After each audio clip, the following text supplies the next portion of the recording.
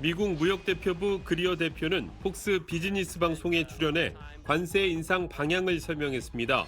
미 연방대법원의 상호관세 위법 판결 이후 미국은 전 세계에 10% 관세를 새로 부과했는데 그리어 대표는 일부는 15%로 오르고 또 다른 일부는 더 오를 수도 있다고 말했습니다.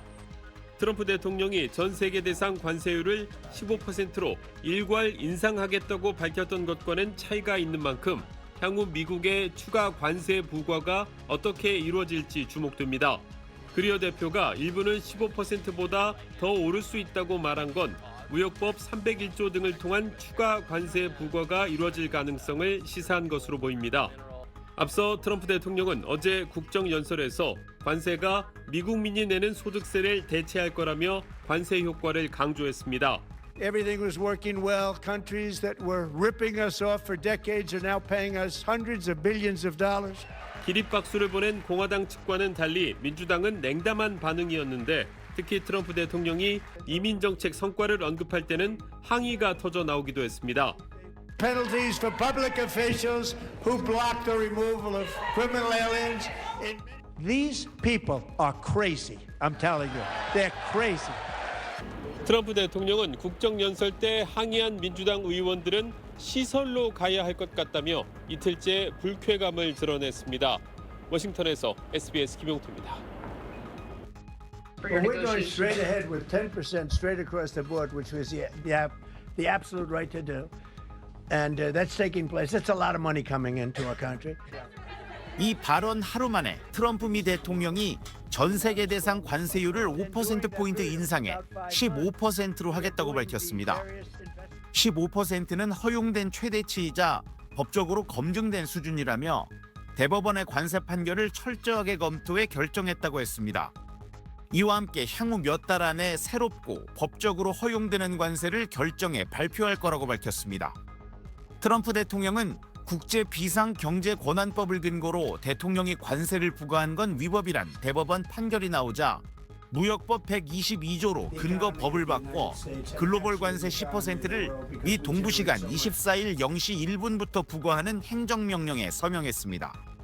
무역법 122조는 무역수지 위기 상황이면 대통령이 의회 승인 없이도 최장 150일간 최대 15%까지 관세를 발동할 수 있도록 했습니다. 기간을 연장하려면 의회 승인이 필요합니다. 게다가 무역법 122조도 법적 분쟁 가능성이 있다는 지적이 나옵니다. 월스트리트 저널은 이 법의 관세 발동 조건인 급격하고 심각한 위기를 충족하지 않는다는 의견도 법률 전문가들 사이에 있다고 전했습니다. 따라서 대법원 판결에 따른 대안으로 선택한 무역법 122조는 임시 방편으로 보고 무역확장법 232조, 무역법 301조 등을 활용해 관세 정책을 보다 견고하게 만들겠다는 게 트럼프 대통령의 의중으로 보입니다. 워싱턴에서 SBS 이한석입니다. 지난해 4월 미국을 만성적자에서 해방시키겠다며 트럼프 대통령이 들고 나온 국가별 상호 관세는 국제 비상경제권한법을 기반으로 합니다. 이 법이 미 대통령의 수입 규제 권한을 부여하지만 의회 고유 권한인 관세 부과는 포함되지 않는다는 게 연방 대법원 결론입니다. 9명 대법관 중 보수 성향 3명을 포함해 모두 6명이 위법 판단을 내리면서 한국 15% 등 세계 각국에 매겨진 상호 관세와 중국, 멕시코 등에 부과됐던 펜타닐 관세는 모두 무효가 됐습니다. Foreign countries that have been ripping us off for years are ecstatic. They're dancing in the streets, but they won't be dancing for long. 연일 여론전을 펼치며 대법원을 압박했던 트럼프는 매우 실망했다면서도 위법 판결을 예상했다는 듯 신속하게 반응했습니다. 최장 150일간 15%까지 관세를 부과할 수 있는 무역법 122조를 대책하도록 꺼내 전 세계에 10% 관세 부과를 예고하는 포고령에 즉시 서명했습니다. 백악관은 20% 임시관세가 오는 24일부터 발효된다고 발표했습니다. Well, we're going straight ahead with 10% straight across the board, which was the absolute right to do. And that's taking place. That's a lot of money coming into our country. 주요 교역국을 대상으로 무역법 301조 조사도 예고했는데 추가 관세를 물리려는 사전 준비 작업으로 풀이됩니다. This administration will invoke alternative legal authorities to replace the IEEPA tariffs, result in virtually unchanged tariff revenue in 2026.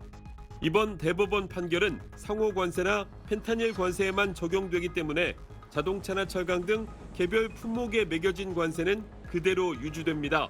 워싱턴에서 SBS 김용태입니다. 네, 바로 워싱턴 연결해서 이번 상호관세 위법 판결의 후폭풍 더 자세히 알아보겠습니다. 김용태 특파원, 법원이 상호관세가 무효라고 얘기를 했는데 그러면 미국이 지금까지 거둬들인 관세를 다 돌려줘야 되는 건가요? 네, 여기서도 그 부분이 논란거리입니다. 대법원 판결 어디에도 환급에 대한 언급이 없습니다. 트럼프 대통령도 이 대목에서 가장 큰 불만을 드러냈는데 그렇다고 미국이 자발적으로 돌려줄 것 같지는 않습니다. Wouldn't you think they would have put one sentence in there saying that keep the money or don't keep the money, right? I guess it has to get litigated for the next 2 years. 결국 트럼프가 말한 대로 기업들의 반환 소송이 이어질 전망입니다. 한국 기업으로는 한국타이어, 대한전선 등이 소송을 제기한 상태입니다. 로이터 통신은 경제학자들을 인용해 관세 환급 요구액이 250조 원에 이를 것으로 예측했습니다.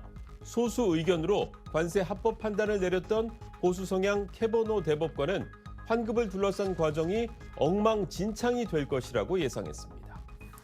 네, 임시관세 10%를 바로 부과를 하겠다는 건데 그러면 이게 과연 10%로 끝날지도 또 걱정이거든요. 무역법 122조를 통한 10% 임시관세는 단기 처방일 것 같습니다. 더 눈여겨볼 건 무역법 301조에 따른 조사가 예고됐다는 겁니다. 301조는 외국 정부의 부당하거나 차별적인 행동에 대응해 관세를 부과할 수 있는데 미국 무역대표부가 주요 교역국을 대상으로 조사하겠다고 나선 만큼 임시관세 10% 이상의 관세를 추가할 것으로 예상됩니다. 한국도 조사 대상이 될 가능성이 크죠. 앞서 쿠팡 지분을 보유한 미국 회사들이 한국 정부가 쿠팡을 차별했다며 301조 차원의 조사를 요청했던 게 신경 쓰이는 대목입니다. 네, 그러면 우리나라가 힘들게 성사시켰던 이 한미 관세 합의는 어떻게 되는 겁니까?